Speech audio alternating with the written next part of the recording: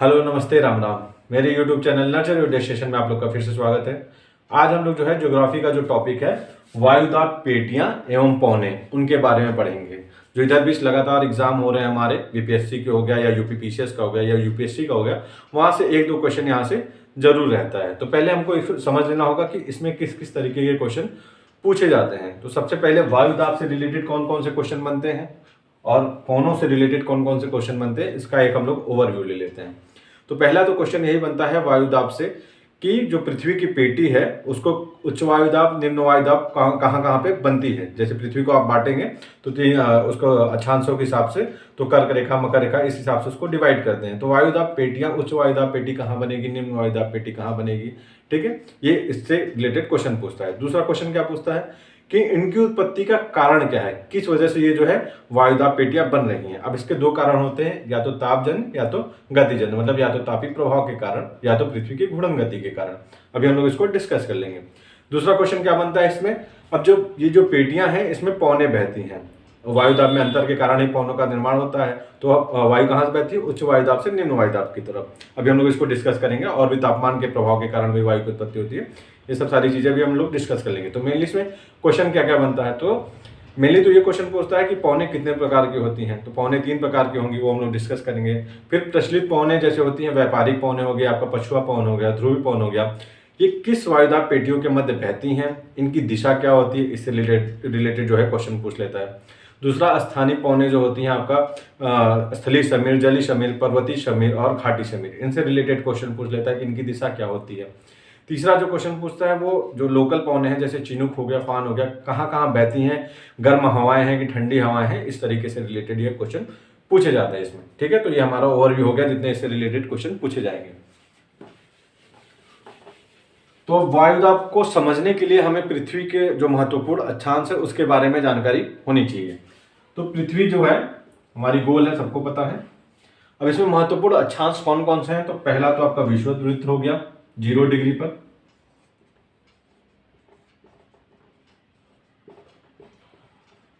अक्षांश क्या होते हैं, अक्षांश काल्पनिक रेखाएं हैं जो कि हमें पृथ्वी पर अपनी स्थिति को अपनी स्थिति की जानकारी होने में मदद करती हैं। अक्षांश से क्या होता है, जो पृथ्वी या तो नॉर्थ में अक्षांश रेखाएं कैसे खींची जाती हैं, पूर्व से पश्चिम की ओर।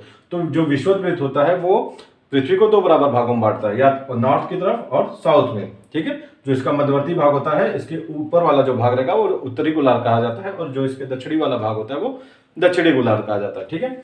तो और दूसरी जो महत्वपूर्ण अक्षांश रेखाएं हैं वो कौन सी हैं, कर्क रेखा जो है 23.5 डिग्री नॉर्थ के। इसी तरह मकर रेखा, ये कितना है 23.5 डिग्री साउथ में। फिर 66.5 डिग्री, जिसको क्या कहते हैं, आर्कटिक वृत्त। और इसी तरह 66.5 डिग्री आपका साउथ में, इसको अंटार्कटिक वृत्त कहते हैं। और जो आपके ये लास्ट वाले हैं 90 डिग्री पे, ये नॉर्थ पोल हो गया और ये साउथ पोल हो गया। ये जो है महत्वपूर्ण अक्षांश है, इनकी जानकारी आपको होनी चाहिए, क्योंकि इन्हीं के बीच में सारे जो घटनाक्रम है वो घटित होते हैं। उच्च वायुदाब भी बनेगा, पौने भी इन्हीं के बीच में चलेंगी। तो ये जो है महत्वपूर्ण है, ये आपको जानकारी इनकी होनी चाहिए, क्योंकि यहीं पे सूर्य की किरणों का जो प्रभाव रहता है उसमें भी परिवर्तन आता रहता है। जैसे विषुवत वृत्त पे 21 मार्च एवं 23 सितंबर को सूर्य की किरणें लंबवत पड़ती हैं। इसी तरह 21 जून को कहाँ लंबवत पड़ती हैं, कर्क रेखा पर लंबवत पड़ती हैं। 22 दिसंबर को कहाँ पड़ती हैं, मकर रेखा पर लंबवत पड़ती हैं। ये सब चीजें और हम लोग अच्छे से पढ़ लेंगे जब अक्षांश और देशांतर पढ़ेंगे, ठीक है। तो अभी जो मेन इसमें है, हमको बस थोड़ा सा उसका ओवरव्यू ले लेना है कि किस किस तरीके के क्वेश्चन इसमें पूछे जाएंगे। तो मेनली आपको सबसे पहले आपको अक्षांश पता होने चाहिए कि कौन कौन से हमारे मेन अक्षांश है। दूसरी चीज कॉन्सेप्ट इसमें क्या है, अब जो सूर्य का प्रकाश है वो पृथ्वी पर किस तरीके से पड़ रहा है, क्योंकि जब सूर्य का प्रकाश पड़ेगा तो उसी से तापमान में परिवर्तन होगा, तापमान में परिवर्तन होगा तो दबाव में परिवर्तन होगा, तो जो है पौनों की उत्पत्ति होगी, ठीक है। तो जो सूर्य है वो हमारा इस तरीके से है, और पृथ्वी हमारी जो गोल है उसके सामने इस तरीके से है। तो जो पृथ्वी गोल होने के कारण जो सूर्य की किरणें हैं उनका जो प्रभाव रहता है वो मतलब समान रूप से पृथ्वी पर नहीं पड़ती हैं, असमान रूप से पड़ती हैं। किस वजह से, पृथ्वी के गोल होने की वजह से। जैसे यहाँ से चली, अब इसके जो सामने वाला भाग है वहां पर तो सूर्य की किरणें पड़ेंगी लंबवत, लेकिन जो उसके इसके ऊपर वाला भाग है वहां कैसी हो जाएंगी, फैल जाएंगी। ठीक है। तो दूसरा कॉन्सेप्ट ये है कि पृथ्वी के गोल आकृति के कारण जो सूर्य की किरणें हैं पृथ्वी पर सर्वत्र रूप से समान नहीं पड़ती हैं। इसका प्रभाव क्या होता है, अब जो पृथ्वी के सामने जो भाग पड़ रहा है, मान लीजिए दो किरण आ रही हैं हमारे विषुवत वृत्त के पास, ठीक है, अब वो सामने पड़ रही हैं, एरिया भी कितना है इनका, छोटा सा एरिया है, ठीक है, उसी एरिया में दो किरणें पड़ रही हैं तो उनका प्रभाव क्या होगा, वहां गर्म कर रही हैं। लेकिन जब एरिया ज्यादा हो जा रहा है, अब यही दो किरण किधर फैल रही हैं, ऊपर की तरफ जा रही हैं, ध्रुवीय क्षेत्रों की तरफ जा रही हैं, तो चूंकि है तो दो ही और एरिया ज्यादा हो जा रहा है तो उनका जो प्रमाण रहेगा वो भी क्या हो जाएगा, डिस्ट्रीब्यूट हो जाएगा, तो उनकी जो प्रभाव रहेगा वो कम हो जाएगा। तो इस वजह से ऊपर जो होता है वो तापमान जो है घटता चला जाता है। सिंपल सा रीजन यही है कि सेम मात्रा में जो किरणें हैं वो कम क्षेत्रफल में पड़ रही है तो प्रभाव ज्यादा होगा, वही किरणों की मात्रा जब ज्यादा क्षेत्रफल में पड़ेगी तो प्रभाव कम हो जाएगा। जैसे आपके गाल पे कोई एक तमाचा मारे और आपकी पीठ पे कोई एक थप्पड़ मारे, तो गाल आपका एरिया कम है, प्रेशर उतना ही पड़ रहा है, तो आपको प्रभाव गाल पे ज्यादा होगा, पीठ पे कम होगा। दूसरी चीज ले लीजिए, कोई दरवाजा आप खोल रहे हैं, एक लात से अपना पूरा प्रेशर मार रहे हैं और एक पूरा शरीर से मार रहे हैं, लात वाला प्रेशर ज्यादा काम करेगा क्योंकि वो सीधे सीधे आपके उस पे एक बिंदु पे काम कर रहा है, और जो शरीर वाला है वो पूरा आपके एरिया पे काम कर रहा है, इस वजह से उसका प्रेशर जो है बढ़ जाएगा, तो वहां पे जो है प्रभाव उसका कम हो जाएगा। सिंपल इसी तरह समझिएगा, ठीक है।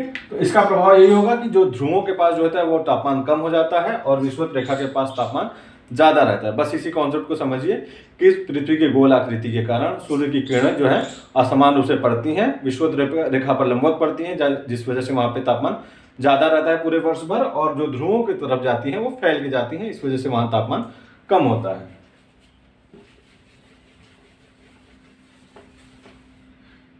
तीसरा कॉन्सेप्ट क्या है, जब वायु जो है गर्म होती है, जैसे तापमान जब बढ़ा विषुवत रेखा पर या कहीं पे भी जब तापमान बढ़ता है, वायु गर्म होगी, गर्म होकर फैलती है तो ऊपर उठती है। वायु की ये प्रकृति है कि जब उसका टेम्परेचर बढ़ेगा तो वो फैलेगी, क्योंकि गैसों की ये प्रकृति होती है, और वायु में क्या होते हैं, गैस जलवाष्प यही सब होते हैं, ठीक है।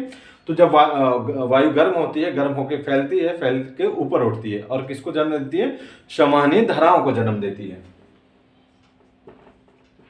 ये क्वेश्चन पूछ सकता है कि समवहनीय धाराओं की उत्पत्ति कहाँ होती है, तो विषुवत रेखा के पास। रीजन क्या है कि वहां पे वायु फैल रही है, वायु गर्म हो रही है, गर्म होकर फैल रही है, फैल के ऊपर उठ रही है और समवहनीय धाराओं को जन्म देती है, ठीक है। तो तीसरा कॉन्सेप्ट हमारा यही कि वायु गर्म हो, इसी कॉन्सेप्ट को याद रख लेंगे, आपको पूरा का पूरा क्लियर हो जाएगा। वायु गर्म होगी तो फैलेगी, और फैलेगी तो ऊपर उठेगी,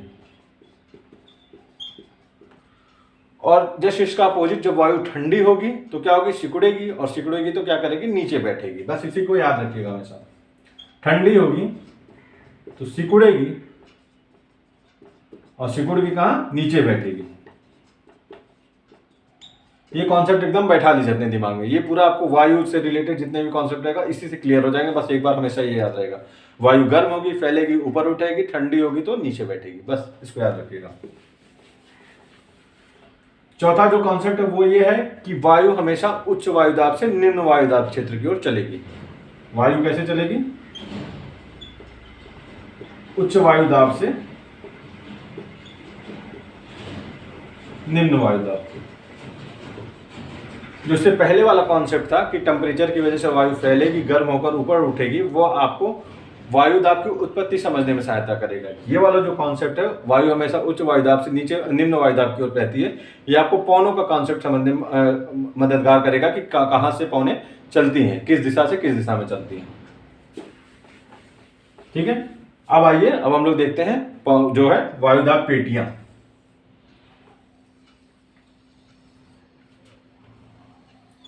ये हमारा 0 डिग्री है विषुवत रेखा, ये हमारा क्या है 23.5 से लेके आपका 35 डिग्री तक नॉर्थ में, ये आपका 45 डिग्री से लेके 66 डिग्री तक, 66.5 डिग्री तक, ये भी नॉर्थ में, और ये 90 डिग्री नॉर्थ में। सेम इसी तरीके का आपका दक्षिण में भी बना लीजिएगा। फिगर हमेशा याद रखिएगा, आपको समझने में परेशानी नहीं होगी। ये भी आपका 23.5 डिग्री से 35 डिग्री साउथ में, 66.5 डिग्री, 45 डिग्री से 66 डिग्री साउथ में, 66.5 डिग्री, और ये लास्ट वाला आपका 90 डिग्री, ठीक है। अब इसमें चीजें होती क्या क्या है, जैसा कि मैंने पहले बताया विषुवत रेखा पर, जैसा जो मैंने पहले बताया था कि टेम्परेचर जो है विषुवत रेखा पर सूर्य की किरणें वर्ष भर सीधी रेखा पड़ती हैं, लंबवत पड़ती है, जिस कारण विषुवत रेखा पे तापमान क्या होता है वो ज्यादा रहता है। जब तापमान ज्यादा रहेगा तो क्या होगा, वायु फैलेगी, गर्म होगी, फैलेगी और ऊपर उठेगी। जब ऊपर उठेगी तो जो विषुवत रेखा का जो धरातल वाला भाग है वहां पे वायु का जो घनत्व रहेगा वो एकदम कम हो जाएगा। जब वायु का घनत्व रहेगा नहीं तो क्या हो जाएगा, वायु दाब भी कम हो जाएगा। क्योंकि वायु दाब क्या होता है, जो वायु के जो वायु मतलब जितने वायु है उनका जो प्रेशर होता है, उसके नाम से ही पता चल रहा है वायु का दाब। तो वायु जो है उनका जो दाब रहता है उसी को वायु दाब कहते हैं। इसको अलग तरीके से वैज्ञानिक परिभाषा में इसको अलग तरीके से पारे पे जो 760 mm करके मापा जाता है वो अलग चीज है। आप सिंपल कॉन्सेप्ट ये समझिए कि जो वायु है उसका जो दाब है उसी को वायु दाब कहते हैं। और जब विषुवत रेखा पर आपका जो है पौने गर्म होकर ऊपर उठ रही हैं या फैल रही हैं और वहां पे जो वायु की जो घनत्व हो जा रहा है वो एकदम नगण्य हो जा रहा है, जिस कारण वहां पे वायु दाब निम्न होता है। तो ये कहां से कहां तक विस्तार होता है इसका, 0 डिग्री से लेके 10 डिग्री तक दोनों तरफ। तो इसको क्या कहते हैं, विषुवत रेखी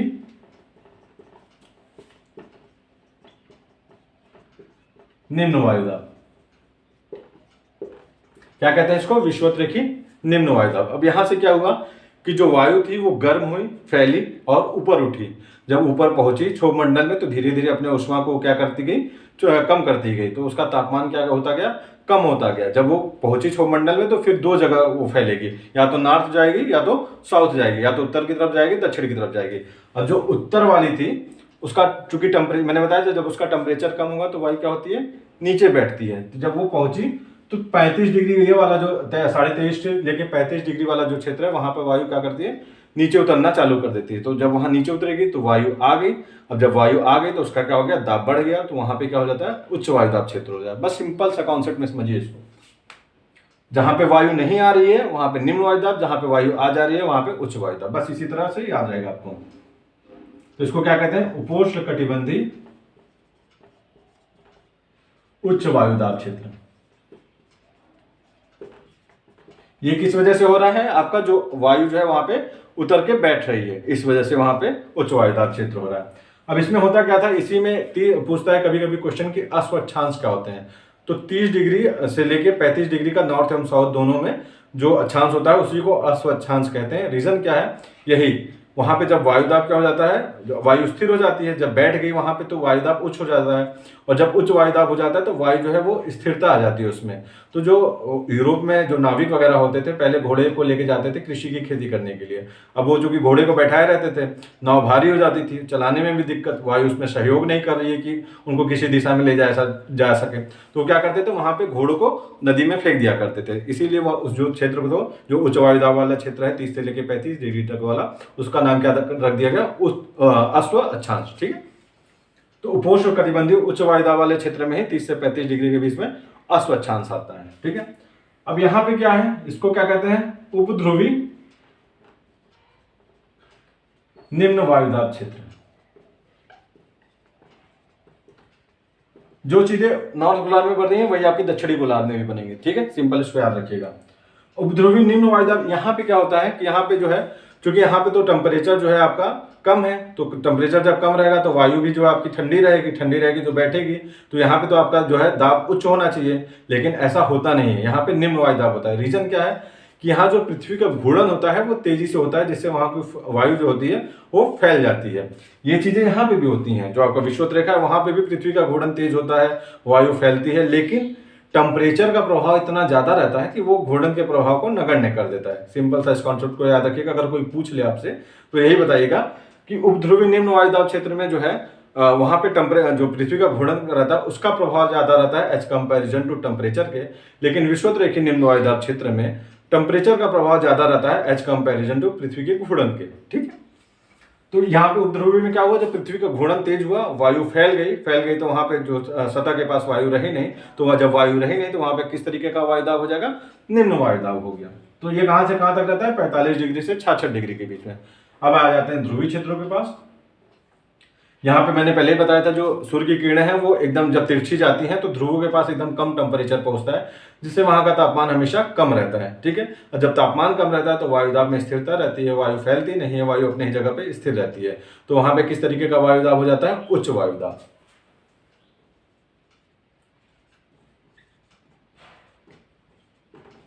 ध्रुवीय उच्च वायुदाब।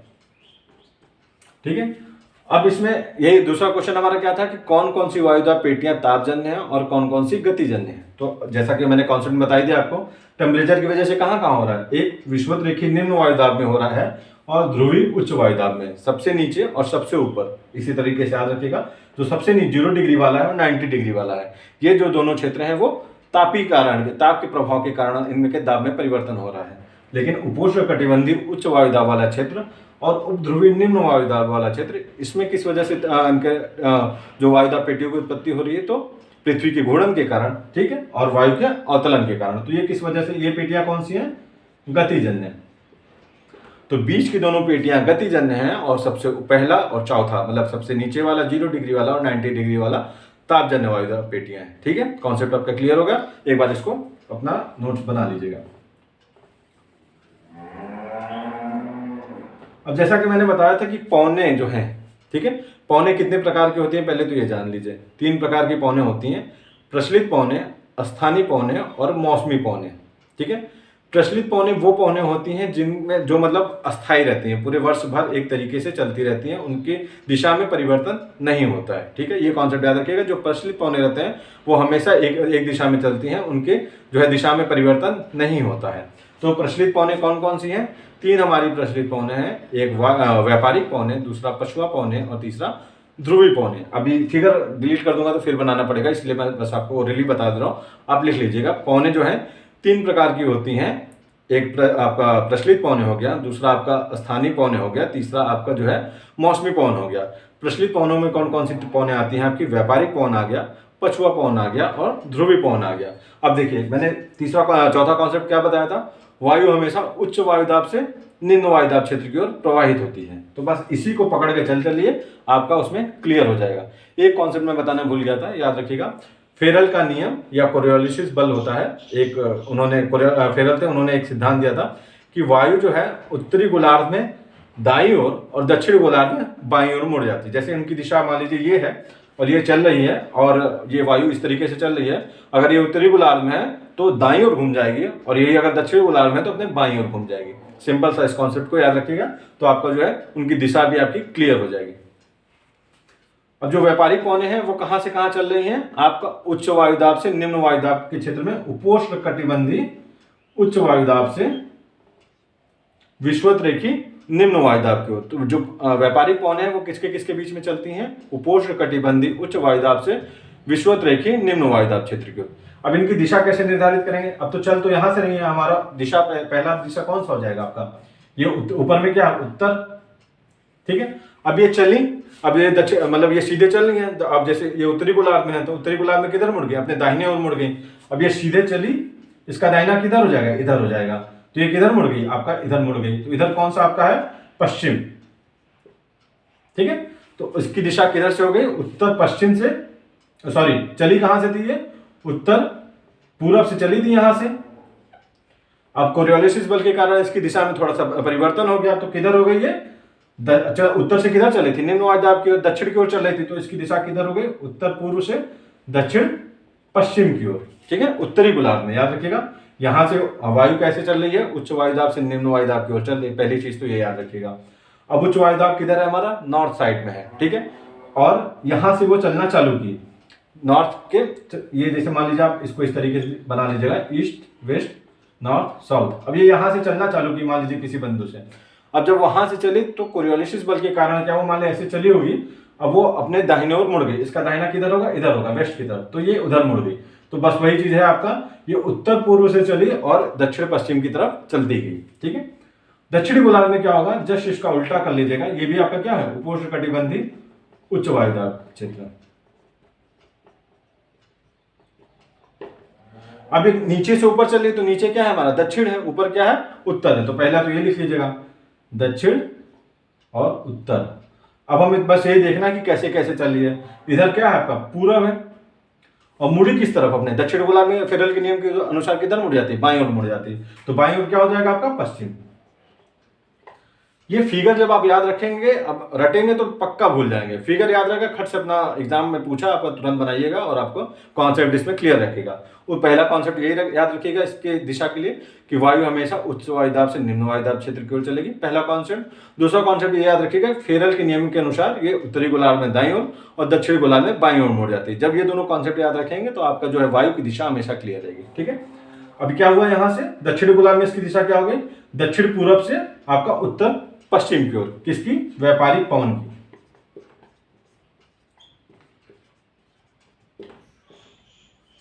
सेम चीज अब यहां पे चलेंगे हम लोग, तो व्यापारिक पवन की दिशा उत्तरी गोलार्ध में क्या है, उत्तर पूर्व से दक्षिण पश्चिम की तरफ, और दक्षिण गोलार्ध में क्या है, दक्षिण पूर्व से उत्तर पश्चिम की तरफ। ये पक्का आप भूल जाएंगे, आप फिगर से हमेशा कॉन्सेप्ट अपना क्लियर रख के याद कीजिएगा। ठीक है, दूसरा क्या है, अब पछुआ पौने कहां कहां से बहती हैं, तो फिर यही याद रखिएगा, उच्च वायुदाब से निम्न वायुदाब क्षेत्र की तरफ, पहला कॉन्सेप्ट। तो अब दूसरा उच्च वायुदाब कहां है हमारा, ये है, और इधर कहां से तो बहेगी आपकी, इधर से ये आपका क्या है, उपध्रुवी निम्न वायुदाब क्षेत्र, और ये क्या है, पछुआ पवन। तो व्यापारिक पवन किसके किसके बीच चलती है, विषुवत-रेखीय और उपोष्णकटिबंधीय उच्च वायुदाब क्षेत्र की ओर।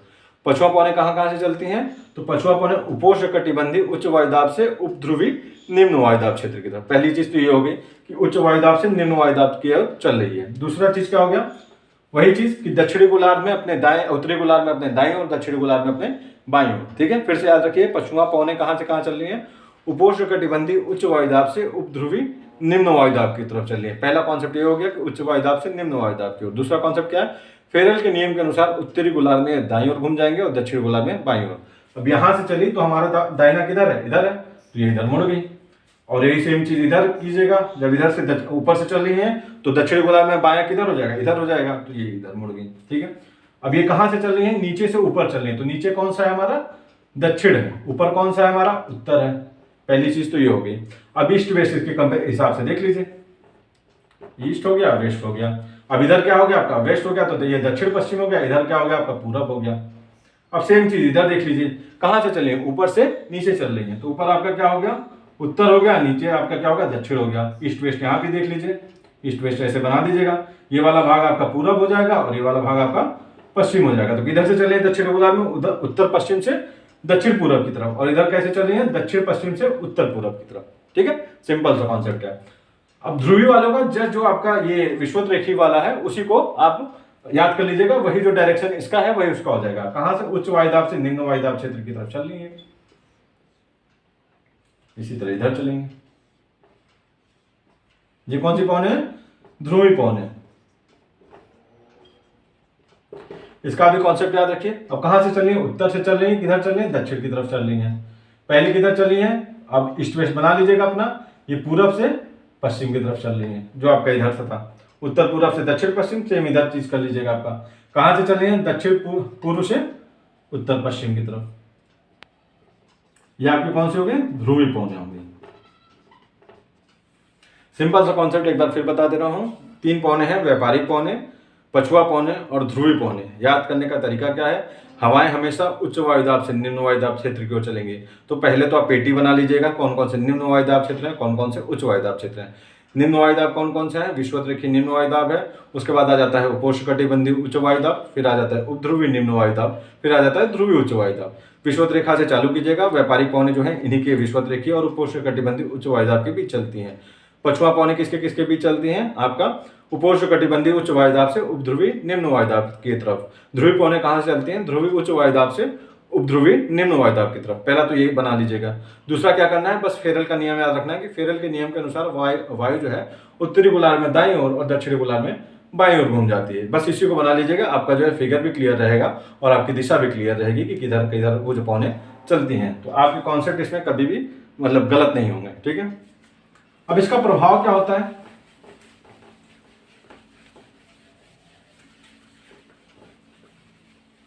देखिए जहां पे उच्च वायुदाब वाला क्षेत्र पाया जाता है वहां पे क्या हो जाती है, वायु में स्थिरता आ जाती है। वायु में स्थिरता आ जाएगी तो क्या हो जाएगा, वहां पे पौने चलेंगे नहीं। जब पौने चलेंगे नहीं तो उनमें किसी प्रकार की आर्द्रता को ग्रहण नहीं करेंगे। आर्द्रता को नहीं ग्रहण करेंगे तो ना ही ऊपर जाएंगे और ना ही किसी प्रकार की वर्षा करेंगे, मतलब प्रति चक्रवाती दशाएं वहां पे हो जाती हैं। प्रति चक्रवाती दशाएं कहाँ पे होती हैं? जहां पे वायुदाब जो है ज्यादा रहता है, उसमें जहाँ जिसके केंद्र में वायुदाब ज्यादा होता है उसको प्रति चक्रवात कहते हैं, जिसके केंद्र में निम्न वायुदाब होता है उसको क्या कहते हैं? चक्रवात कहते हैं। ये जब हम लोग चक्रवात और प्रति चक्रवात पढ़ेंगे तो उसमें क्लियर कर लेंगे। तो जो उच्च वायुदाब है उसका प्रभाव बस हम लोग जान लेते हैं कि कभी कभी क्वेश्चन में पूछ लेता है कि जो अधिकांश जो मरुस्थल है, आप जब बनाएंगे मैप वर्ल्ड का,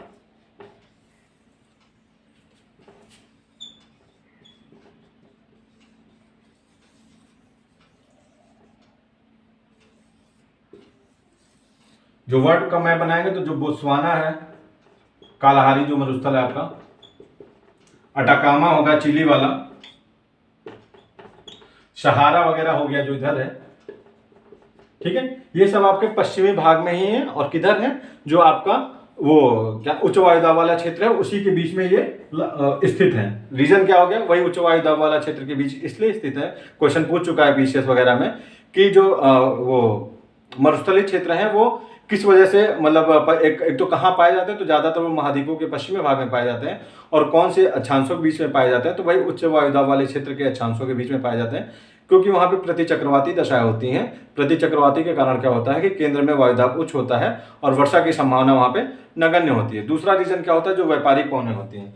व्यापारिक पवनें इधर जो चलती हैं स्थल में, जब इधर समुद्र की तरफ आएंगी, जब वो सागर में आती हैं तब तो आर्द्रता ग्रहण कर लेती हैं, लेकिन जब स्थल से चलती हैं, मान लीजिए यहां से चली, वो पूर्व से पश्चिम में चलती हैं, अब चूंकि स्थल पे ही आ रही हैं तो स्थल से कहीं तो उनको आर्द्रता मिली नहीं, आर्द्रता मिली नहीं तो किसी प्रकार की वर्षा नहीं करती हैं। इसी पर अब जैसे वो यहां से चली, हर जो द्वीप है उसके बगल में तो सागर है, तो अब जैसे यहां से अगर पौने चल रही हैं तो इसका जो पूर्वी भाग है वहां पे तो आर्द्रता ग्रहण करके वर्षा कर दे रही, क्योंकि जस्ट उनके बगल में सागर था, वहां से होते हुए आई, वहां पे आर्द्रता ली और वहां पे वर्षा कर ली। लेकिन पश्चिमी भाग में क्या हुआ? वो द्वीपों में ही ट्रेवल करती रह गई, तो उनको कहीं पे भी आर्द्रता नहीं मिली। जब आर्द्रता नहीं मिली तो किसी प्रकार की वर्षा नहीं की, और जब वर्षा नहीं की तो जो वहां का पश्चिमी भाग था वहां पे मरुस्थल के रूप में वो तब्दील हो गया। तो मेन रीजन यही है कि एक तो व्यापारिक पवनों के कारण, चूंकि वो स्थलीय क्षेत्र में जब आर्द्रता ग्रहण नहीं कर पाती तो जो महाद्वीप के पश्चिमी भाग है वहां पे मरुस्थलीय की स्थिति बन जाती है। दूसरा रीजन क्या है कि उपोष्णकटिबंधीय उच्च वायुदाब का क्षेत्र पड़ता है, जहां पे वायुदाब में स्थिरता रहती है और प्रति चक्रवाती दशाएं रहती हैं, जिसके कारण वो क्षेत्र जो है वो आपका मरुस्थल के रूप में होता है। ठीक है, दूसरी चीज ये आप याद रखिएगा अपना। एक जो दूसरा क्वेश्चन पूछता है पछुआ हवाओं से कि गरजता 40, प्रचंड 50 और चीखता 60 क्या है? तो जो पछुआ पवन है, जब आप मैप देखेंगे वर्ल्ड का तो देखेंगे कि उत्तरी गोलार्ध में स्थलीय क्षेत्र ज्यादा हैं, लेकिन दक्षिणी गोलार्ध में जो स्थलीय क्षेत्र कम है। तो जो पछुआ पवनें रहती हैं वो किधर से किधर बहती हैं? आपका 35 से लेकर 60 के बीच में बहती हैं, वो आपके जो उपोष्णकटिबंधीय उच्च वायुदाब से उपध्रुवीय निम्न वायुदाब के बीच में। तो इसका अक्षांश का विस्तार कहाँ से है? 35 से लेकर 66.5 के बीच में है। तो जब वो दक्षिणी गोलार्ध में बहती है तो वो काफी ज्यादा प्रबल हो जाती है, क्योंकि उनको किसी प्रकार का स्थलीय अवरोध नहीं मिलता। जब अवरोध नहीं मिलता तो उनकी शक्ति काफी प्रचंड हो जाती है। तो अक्षांशों के हिसाब से उनको अलग अलग नाम दिया गया है। गरजता 40, प्रचंड 50 और चीखता 60। मतलब ये 40 डिग्री पे गरजता 40 उसको कहते हैं, 50 डिग्री पे प्रचंड 50 और 60 डिग्री पे चीखता 60 कहते हैं। यही क्वेश्चन पूछा होगा कि गरजता 40 क्या है? तो ये पछुआ पवनें हैं जो दक्षिणी गोलार्ध में 40 डिग्री के अक्षांश पे प्रवाहित होती है। और इससे रिलेटेड तो कोई क्वेश्चन बनते नहीं, मेन यही बनेंगे कि एक तो ये व्यापारिक पवनें, पछुआ पवनें और ध्रुवीय पवनें कहाँ से कहाँ तक बह रही हैं। तो ये आपका मैंने बता दिया कहाँ से कहाँ तक इनका जो प्रवाह होता है, किन किन गोलार्धों के किन किन वायुदाब पेटियों के बीच में होता है, ये याद रखिएगा। इनकी दिशा याद रखिएगा। गरजता 40, प्रचंड 50, चीखता 60 क्या है ये याद रखिएगा। व्यापारिक पवनों का प्रभाव याद रखिएगा। व्यापारिक पवनों का एक मेन काम और क्या होता है कि तापमान के वितरण में सहायता करती हैं। अब जैसे हमारा जब हम लोग पढ़ेंगे भी धाराएं, तो हम लोग देखेंगे कि इस तरीके से जितनी भी पवनें हैं वो एक जगह की वायु धारा को, एक जगह की जो धाराएं हैं, जो जल में जो हम लोग पढ़ेंगे बहुत सी धाराएं होती है ना आपकी, उत्तर विषुवतरेखी, दक्षिण विषुवतरेखी, इस तरीके से। तो वो किस तरीके से गल्फ स्ट्रीम की धारा, ये सब सारी धाराओं को किस तरीके से एक जगह से दूसरी जगह पे स्थानांतरित करके तापमान को वितरण का कार्य करती हैं, ये भी हम लोग आगे देखेंगे। तो जो व्यापारी, एक क्वेश्चन इसलिए मैं बता दे रहा हूँ क्योंकि क्वेश्चन पूछा हुआ था आईएएस या पीसीएस में किसी में, कि जो महासागर का जो पश्चिमी भाग है वो पूर्वी भाग की अपेक्षा गर्म होता है। तो रीजन यही है कि जो व्यापारिक पवनें हैं वो सारी गर्म धाराएं वगैरह यहाँ से ले जाके कहाँ पे इकट्ठा कर देती हैं अपने प्रभाव में, इधर पूर्व से पश्चिम की तरफ चलती हैं, तो यहाँ की जो गर्म जलधारा है उसको ले जाके पश्चिम के सागर के पास इकट्ठा कर देते हैं। जब इकट्ठा कर देंगे तो जो चीज़ ज़्यादा होगी उसकी वजह से उसका जो पहले से ही गर्म है, ज़्यादा मात्रा में इकट्ठा हो गई तो उसकी वजह से वहाँ का तापमान क्या होता है, ज़्यादा हो जाता है। तो व्यापारिक पवनों के कारण ही महासागर का जो पश्चिमी भाग है वो ज़्यादा हो जाता है, क्योंकि वो गर्म सागरी जो गर्म धाराएं हैं उनको ले जाके पश्चिमी भाग में एकत्रित कर देते हैं। बस याद रखिएगा। ये तो हमारा हो गया जो पौने हैं उससे रिलेटेड, जो प्रचलित पौने था। अब दूसरा क्वेश्चन क्या उठता है, स्थानीय पौने कौन कौन सी हैं।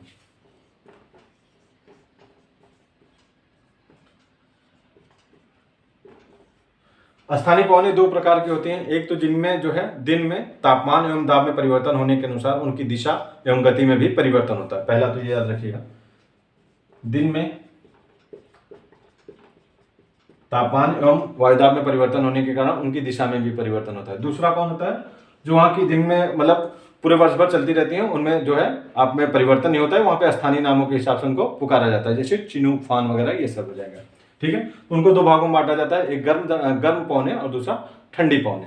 तो पहले के बारे में हम लोग जान जाते हैं, जिनमें दिन में तापमान एवं वायुदाब में परिवर्तन होने के कारण उनकी दिशा में परिवर्तन होता है। तो ये चार प्रकार के हैं। पहला आपका हो गया स्थलीय समीर, दूसरा जलीय समीर,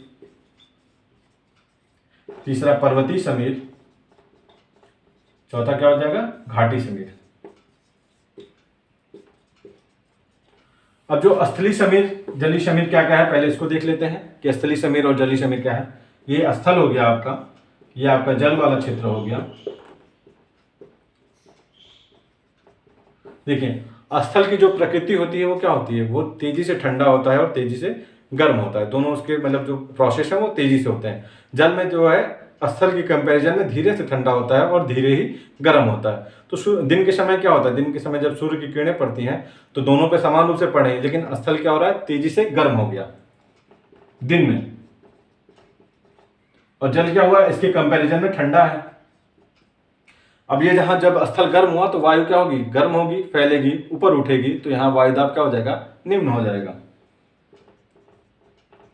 इसके कंपैरिजन में जल में क्या होगा था, जो वायुदाब रहेगा वो उच्च रहेगा। मैंने पहले ही बताया है पौनों की उत्पत्ति कहाँ, पौने कैसे चलते हैं, उच्च वायुदाब से निम्न वायुदाब की ओर। तो कहां से कहां चल रहे हैं, उच्च वायुदाब से निम्न वायुदाब की ओर। इसको क्या कहते हैं, सागरीय समीर। नाम से याद रखिएगा, सागर है तो सागर से स्थल की तरफ चलेगी, स्थल रहेगा तो स्थल से सागर की तरफ चलेगी। जो पहले आ रहा है उधर वहीं से उसका उत्पत्ति होगी। बस इस तरीके के कॉन्सेप्ट से याद रखिएगा। तो सागरी जो है, सागर नाम आ गया तो सागर से ही उसकी उत्पत्ति हुई और सागर से स्थल की ओर चली। कॉन्सेप्ट समझ में आ गया। रात में क्या होता है, ये विकिरण के कारण जल्दी ठंडा हो जाएगा जो स्थलीय भाग होगा, लेकिन उसके कंपैरिजन में जल जो है धीरे धीरे ठंडा होगा। तो मतलब ये तो जल्दी ठंडा हो गया रात में स्थलीय भाग, लेकिन उसके कंपैरिजन में जो जलीय भाग है वो अभी कम ठंडा है। ठीक है, मतलब वो अभी गर्म है। एक मिनट थोड़ा सा सही। ठीक है, तो जो आपका स्थलीय भाग है वो क्या है, ठंडा है, और जो जलीय भाग है वो आपका गर्म है। तो वायुदाब किधर हो जाएगा, जो गर्म वाला भाग है उसका वायुदाब क्या हो जाएगा, कम हो जाएगा, और जो ठंडा वाला भाग है उसका वायुदाब ज्यादा हो जाएगा। तो फिर हवाएं कैसे चलें, उच्च वायुदाब से निम्न वायुदाब की तरफ, तो स्थल से जल की तरफ चलेंगे। इसको क्या कहते हैं, स्थलीय समीर। नाम से याद रखिएगा, स्थलीय समीर है तो इसकी उत्पत्ति कहाँ हो रही है, इसकी उत्पत्ति जो है आपका स्थल पे हो रही है। बस दिन या समय याद रखिएगा। जो सागरीय समीर है वो कब बहेगा, दिन में बहेगा, और स्थलीय समीर जो है वो रात में बहेगा। ठीक है, नेक्स्ट आ जाता है पर्वतीय समीर एवं घाटी समीर। पर्वतीय समीर क्या होता है, जो पर्वतीय भाग, पर्वत के ऊपर वाले भाग होते हैं, जब रात होती है तो वो स्थलीय भाग ही हैं। वहां पे क्या होता है, तेजी से विकिरण होता है, विकिरण होकर उनका उष्मा का ह्रास होता है, तो वो जो स्थलीय भाग होता है तेजी से ठंडा हो जाता है। लेकिन उसके कंपैरिजन में जो घाटी वाला भाग है वो चूंकि थोड़ा सिकुड़ा हुआ रहता है और वहां पे उतनी तेजी से जो है विकिरण के द्वारा उष्मा का ह्रास नहीं होता है, तो वो पर्वतीय वाले के तुलना में, पर्वतीय के ऊपरी भाग की तुलना में थोड़ा सा अपना वो रहता है, गर्म रहता है। तो गर्म रहेगा तो यहाँ पे किस तरीके का वायुदाब बन जाएगा, निम्न वायुदाब। ऊपरी क्षेत्र में कैसा बन गया, ठंडा हो गया तो उच्च वायुदाब। बोला ना, बस 2 कॉन्सेप्ट याद रखेंगे, आपको पूरा वायुदाब एकदम क्लियर रहेगा, आपकी जो है पौने याद एकदम आपको क्लियर रहेंगी, कहाँ से कहाँ चल रही। तो उच्च वायुदाब से निम्न वायुदाब की ओर चलेंगी। तो पर्वतीय समीर कैसे चलती है? उच्च वायुदाब से निम्न वायुदाब का, अर्थात पर्वत से घाटी की ओर चलती है। नाम बस याद रखिएगा, जहां पे जो नाम आ जा रहा है वहीं से उसकी उत्पत्ति हो जा रही है। पर्वतीय समीर है तो पर्वत से उत्पत्ति हो गई, घाटी समीर रहेगा तो घाटी से उत्पत्ति हो जाएगी। अब घाटी समीर क्या है? पर्वतीय समीर भी रात में चल रही है, पर र आ रहा है तो याद रखिएगा पर्वतीय रात में। घाटी समीर क्या है? इसका थोड़ा सा कॉन्सेप्ट अलग है। इसमें ये हो रहा है कि जब ये जो है घाटी है वो ऊपरी भाग की तुलना में दिन के समय में तेजी से गर्म हो जाता है। जब गर्म हो जाएगा तो ये क्या हो जाएगा, वायु यहाँ पे क्या होती है, फैलेगी, ऊपर उठेगी। जब ऊपर उठती है तो संवहनी धाराओं को जन्म देती है, और ये जहाँ पे स्थली के जो पर्वतीय भाग है वहां पे आके वर्षा कर देते हैं। यहाँ उच्च वायुदाब और निम्न वायुदाब वाला कॉन्सेप्ट नहीं काम करता है, बस यहाँ पे याद रखिएगा। घाटी समीर में क्या हुआ, कॉन्सेप्ट काम कर रहा है लेकिन बस उच्च वायुदाब से निम्न वायुदाब वाला नहीं काम कर रहा है। घाटी समीर में क्या हुआ, तापमान दिन में ज्यादा हुआ तो वहां पे वायु फैली, गर्म हुई, ऊपर उठी, और ऊपर उठ के जब वो संवहनी धाराओं को जन्म दी, और जब पर्वत के ऊपरी भाग, स्थलीय भाग पे पहुंची तो वहां पे वर्षा कर दी। तो घाटी समीर कहां से कहां चल रही है, आपकी घाटी से पर्वतों की तरफ चल रही है। ठीक है। अब इसमें तो स्थानीय पवनों में दूसरा क्या पूछता है, गर्म पवनें कौन सी हैं, ठंडी पवनें कौन कौन सी है, और इनकी उत्पत्ति कहां कहां पे ये चलती हैं। ठीक है। तो पहले हम लोग गर्म पवनों को देख लेते हैं। पहला कौन सा है हमारा, चिनूक, कई बार पूछ चुका है, ये उत्तरी अमेरिका में प्रवाहित होता है। उत्तरी अमेरिका, इसी तरह मिलाने के लिए दे देगा आपको। फॉन क्या होता है, स्विट्जरलैंड में प्रवाहित होता है। क्योंकि ये भी गर्म हवा है, जब ये पहाड़ियों से नीचे उतरती है तो वहां की बर्फ पिघल जाती है और मौसम क्या होता है, सुहाना हो जाता है। उसके अलावा कौन सा है, हरमट्टन, ये आपका सहारा से गिनी तट की तरफ चलती है। ये जब इसको डॉक्टर हवा भी कहते हैं, क्यों कहते हैं, जब ये गिनी तट के पास पहुंचती है तो वहां के जो आर्द्रता उस समय काफी उमस ज्यादा रहती है, तो उमस से छुटकारा मिल जाता है क्योंकि ये गर्म एवं शुष्क होती है।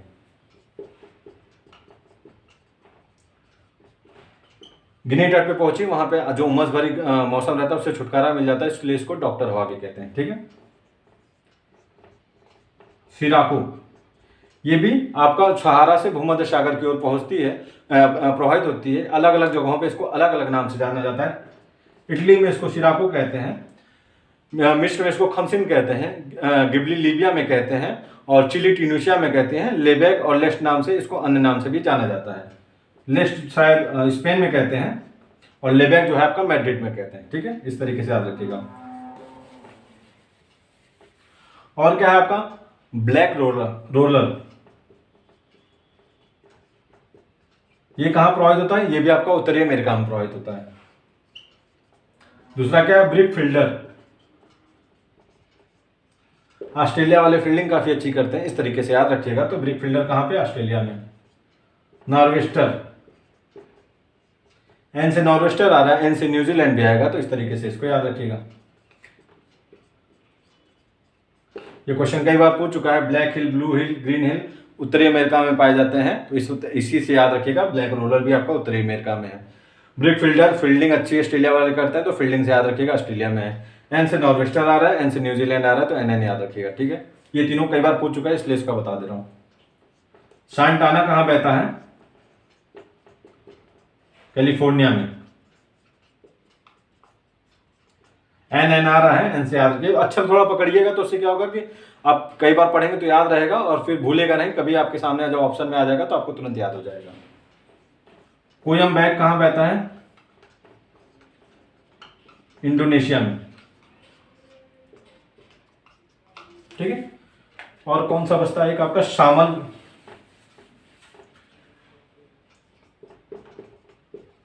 ये आपका फारस की खाड़ी में प्रवाहित होता है, इराक तथा फारस की खाड़ी में। ठीक है। एक आगे और देख लीजिएगा आप लोग, अब मुझे याद नहीं आ रहा है, जितने आ रहे थे मैंने बता दिए। ठंडी वाली इधर भी लगातार पूछा जा रहा है, तो वो 4-5 आप याद रखिएगा। उसमें से अगर आपको नहीं भी आ रहा है तो एलिमिनेट करके, कम से कम आप अगर 2-3 याद रहेंगे तो आप एलिमिनेट करके भी क्वेश्चन अपने 60-40 का रेशियो आ जाएगा। अगर एलिमिनेशन कर देते हैं तो 60-40 का रेशियो आ जाता है कि आपके 60% जो है सही होने की संभावना जो है बढ़ जाती है। कुछ नहीं से कुछ तो अच्छा है, और ये रिस्क लेना पड़ता है। कि हाँ देखिए यूपीएससी के जो एग्ज़ाम है उसमें कोई ये कह दे कि मुझे सारे क्वेश्चन आ रहे थे, तो किसी को नहीं आते हैं। आपकी रिस्क लेने की क्षमता क्या है, आपकी एक्यूरेसी क्या है। तीसरी चीज़ सबसे बड़ी है कि एलिमिनेशन आपका किस तरीके का आपका पावर है एलिमिनेशन का। आपको चीज़ें कुछ तो पता होनी चाहिए जिसके बेसिस पे आप एलिमिनेट कर लेते हैं। अगर आप अच्छे से एलिमिनेट करके 40-50 क्वेश्चन भी कर लेते हैं तो आपके सिलेक्शन होने की संभावना बढ़ जाती है। ठीक है, पहला क्या है आपका, ठंडी पौनों में बोरो, ये कहां पहुंचती है, ये क्वेश्चन यूपीपीसी ने पूछ चुका है, तो एड्रियाटिक तट पे। पेम्पोरा अर्जेंटीना, हबूब सूडान, ब्लिजर्ड साइबेरिया उत्तरी अमेरिका। ठीक है, एक आध दो और होंगे, आप अपना देख लीजिएगा उसको कौन कौन से इसमें आते हैं ठंडे पौने। 4-5 आपको याद रहेंगे तो आप एलिमिनेट करके भी उसको कर सकते हैं। ठीक है, जो हमारा लास्ट बचता है वो क्या है, मौसमी पौने। मौसमी पौने क्या होती हैं,